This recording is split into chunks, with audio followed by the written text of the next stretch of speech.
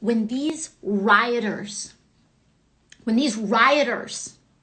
broke into our nation's capital, they flew the Confederate flag inside our nation's capital. Let me break down the historical significance of that for you. This happened. They flew the Confederate flag for the first time in American history in the U.S. Capitol. It didn't even make it in during the Civil War. And there were members cheering them on. Don't get it twisted. Don't let them act like they didn't. There were members who were supportive. You had a member of Congress from Colorado saying, "My people are outside." They flew the Confederate flag when it didn't even make it in during the Civil War. And they said, "Those are my people." So let me tell you something. Let me share this with every member of Congress who voted to overturn the results of our free and fair, again, a generous assessment election, to vote to overturn the results of our election. If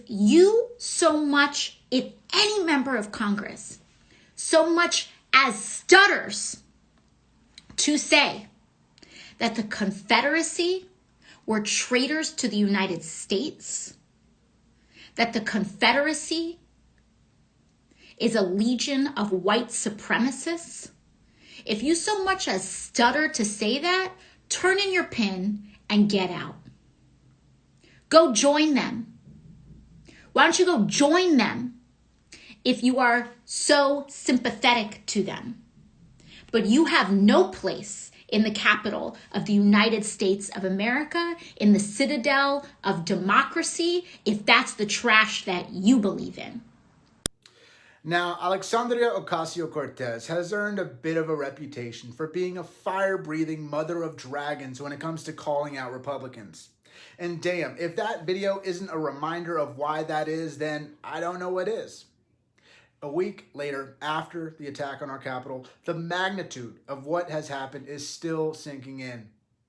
And the images that have circulated around the globe nonstop since then are a stark portrayal of the current state of affairs in this country.